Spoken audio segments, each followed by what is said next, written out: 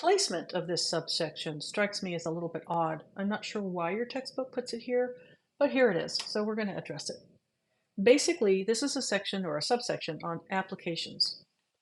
If I had to take a guess, I would say that when you have an application, you set up an equation and then you solve it. And until now, we hadn't really talked about solving trigonometric equations, so maybe that's why they put it here.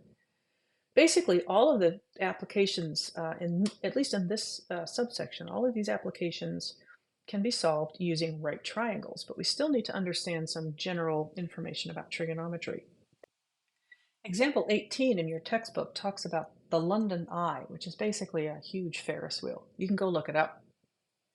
One of the cables that anchors the center of the London Eye to the ground must be replaced. The center of the Ferris wheel is 69.5 meters above the ground. And the second anchor on the ground is 23 meters from the base of the Ferris wheel. So this is 23 meters. And this line segment here is 69.5 meters. It's not stated outright, but we can assume here that this is a right angle. The question is, approximately how long is the cable? And what is the angle of elevation from the ground up to the center of the Ferris wheel?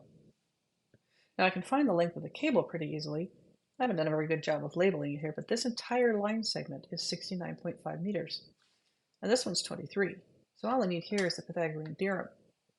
The length of the cable squared will be equal to 69.5 squared plus 23 squared.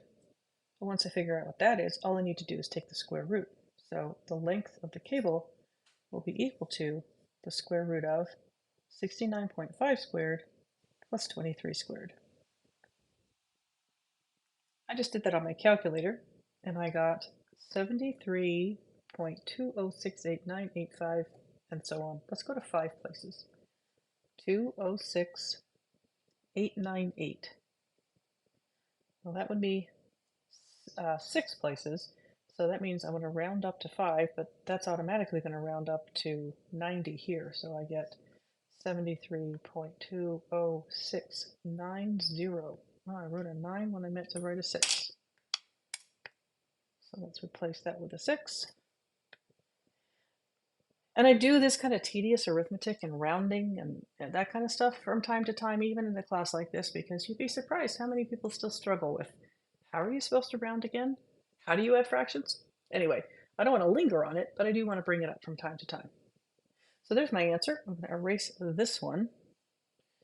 Hopefully, just move this one up. Nope, I'll have to replace it. So there's the length of the cable, accurate to 5 decimal places. And now my job is to find the size of this angle. This is what we call the angle of elevation. Now, this might seem daunting, except that we have all the information that we need to figure that out. Let me first label the length of the hypotenuse. I'm going to round it even more for the purpose of labeling it. I'm going to call it 73.2. And if you notice that for this angle right here, I have now labeled in meters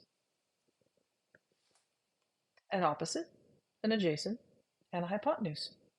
So I can set up any of the 6 trigonometric functions. The 3 primary ones are, we'll put a box around this, that was one of the questions they asked us. The sine of an angle, in terms of right triangle trigonometry, is the side opposite, the length of the side opposite that angle over the length of the hypotenuse. So I have 69.5 over 73.2. When I do the arithmetic, I'm going to use this value. But for record keeping purposes, I'm using the smaller value. That's a truncated value. Okay, so that's one way to do it. Another way to do it would be to say that the cosine of theta is equal to, here's theta, the adjacent over the hypotenuse. So that would be 23 over 73.2. Or I could use the tangent. The tangent of our angle is the opposite over the adjacent. all of these are going to produce different decimals, but then I'm going to take the inverse sine of this decimal to get theta, the inverse cosine of this decimal to get theta, and the inverse tangent of this decimal to get theta. You only need to do one. My point in doing all three of these is just to show you you'll get the same answer. In fact, doing it at least two different ways is a good way to check your answer. All right, so what is 69.5 divided by 73.2? Well, it turns out that 69.5 divided by 73.20690 is this number here. So what I need to do is take the sine inverse of that number. Let's go ahead and do that for the other two values as well.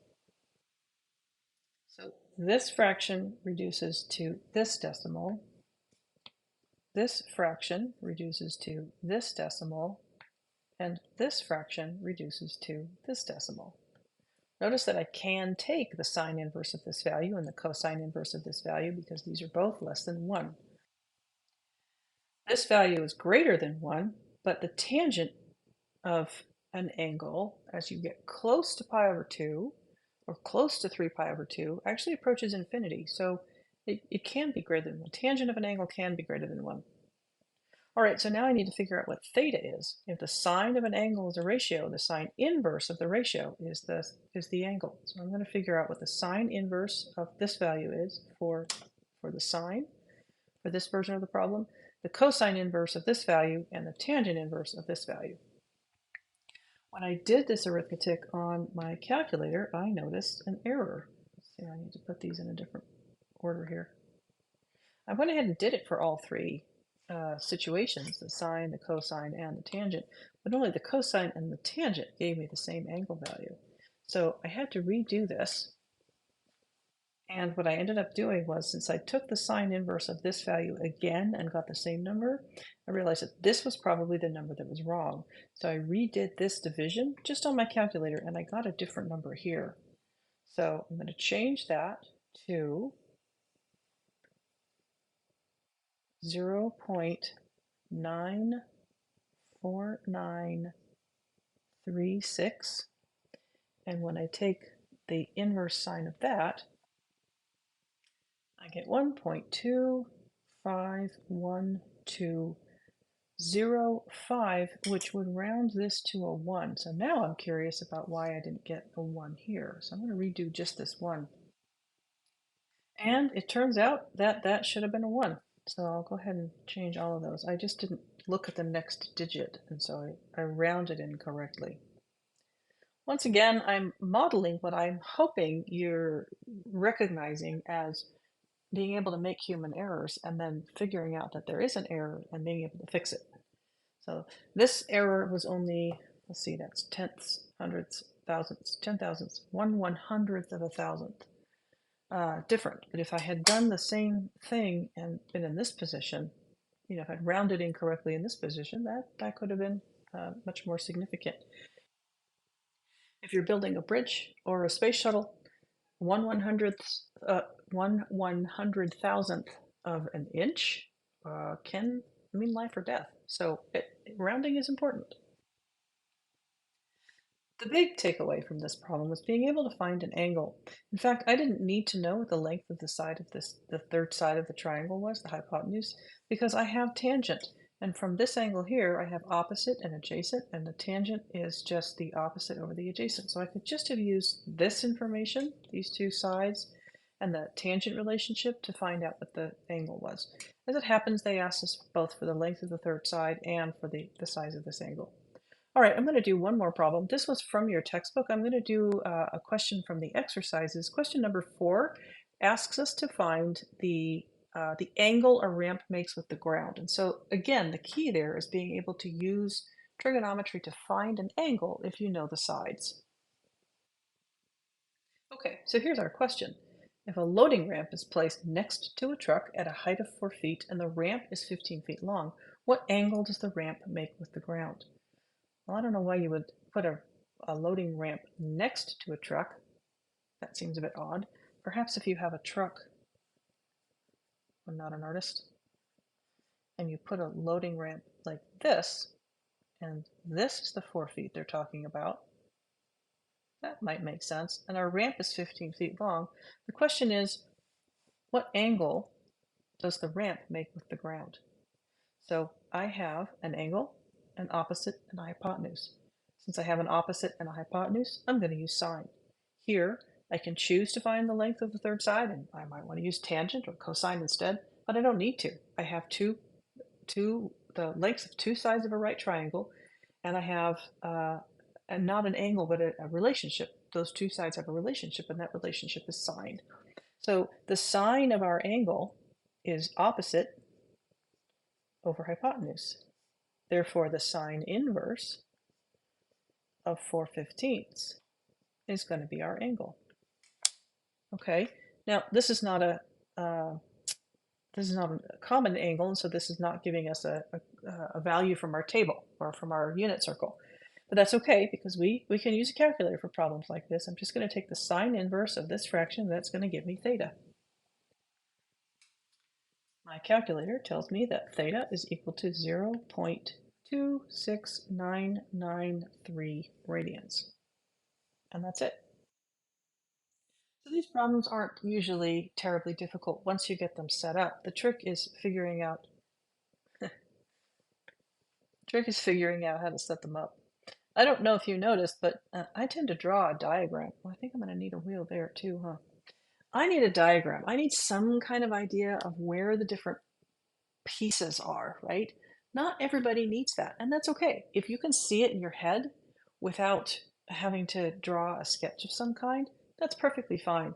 I've actually learned fairly recently that some people cannot visualize things in their heads. If I talk about an apple, many of us can picture the last apple we ate. You know what color it is. You know whether it's shaded sort of red on one side and yellow on the other. You can picture its size, right? You can picture that apple in your head. Not everybody can do that. And I just learned that recently. So I don't know if for those folks it's actually helpful to draw a sketch or less helpful to draw a sketch. It's absolutely not a requirement.